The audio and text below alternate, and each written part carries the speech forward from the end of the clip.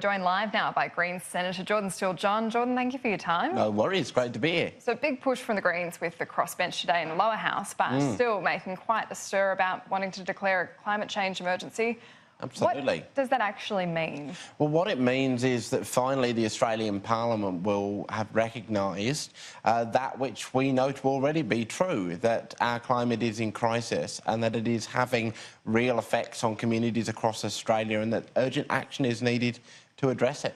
What practical effect will that have, though? Is it just a stunt to say, oh, it's an emergency, but it's not going to change anything? Well, what we have seen, we've had many local governments in Australia, but countries across the world, Britain for instance, it helps shape the policy debate because I think we really need to reframe how we think about climate change in Australia. We've had, nearly 20 years of this very kind of back and forth over whether or not we should do something about it and how much we should do.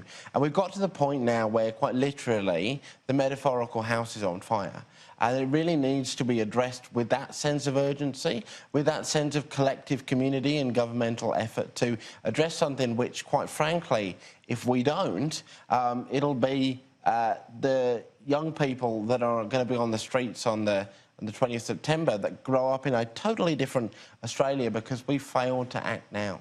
Why did the Greens jump yesterday to introduce a federal ICAC when you knew it was going to fail in the lower house? And Labor wants a federal ICAC. It's just they didn't agree with your legislation. Why not wait and work with them? Is it just a stunt? Well, so our legislation passed through the Senate, which was wonderful to see.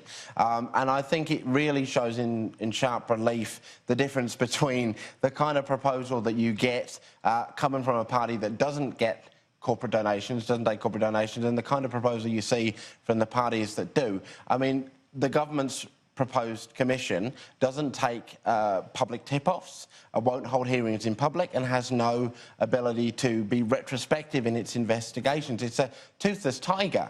And at the end of the day, the sad reality is that it is purposely designed so because this place runs on a series of quid pro quo cultural arrangements that say you'll do your time, you'll get the outcomes for the people that donate to us, and then you'll have a cushy lobbying job. What's so and these kind of laws bring that to an end. Proposition to Labor's proposition, though? Well, at the end of the day, I honestly don't believe. I mean, you can quibble over the detail, and there are aspects on which our policy in this space, but also in relation to real-time donations disclosure, which means actually not having to wait 18 months to know who donated to who after an election, seeing it in a matter of weeks.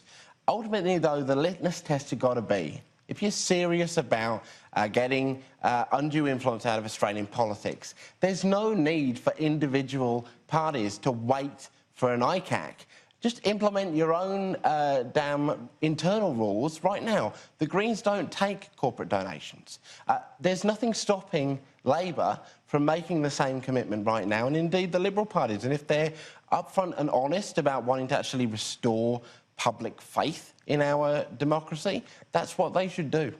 What do you make of the latest revelations with Gladys Liu's interview last night with Andrew Bolt? She really couldn't rule out the fact she was part of an organisation that's backed by the Communist Party.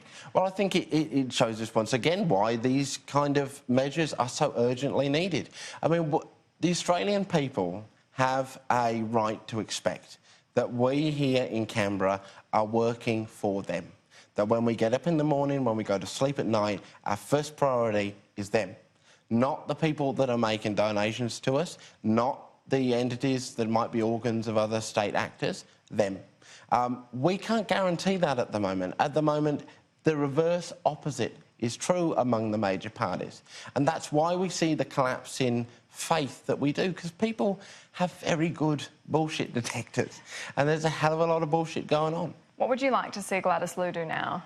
Well, look, I'm not actually familiar with the details of her particular situation in relation to this incident, but I do think that anybody that seems to have failed so basically to do their homework in this space, needs to have a long, hard think and, consult about what their future direction should be.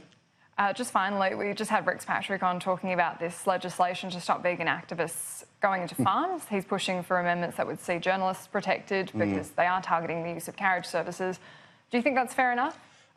Look, I think this whole debate over this particular piece of legislation has got an element of black comedy to it, really. I mean, we've got a situation where the government is attempting to make, to increase penalties on things that are already illegal, that have been illegal under common law since the beginning of the Australian nation, and really don't meet the sniff test when you look at what actually are the things that farmers face in relation to safety on their property. But just on those vegan activists, you must have sympathy for the farmers. It's awful to see those activists running onto private property and terrorising people who are out on their own just trying to make ends meet.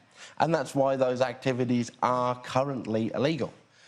There is no need for this legislation other than, to be quite honest with you, and I looked for another motivation here, but the government just seems to be killing time. I mean, I expected them to take a bit of time to get their feet, not having expected to win the election, but we're a long way into this term now, and they really don't seem to have much substantive to say. So they're just kicking the tyres on an idea that seems to have been a kind of light bulb moment from the Nats. It's very odd. I'm sure they disagree, but Jordon Steele-John, we do have to leave it there. Thank you. See ya.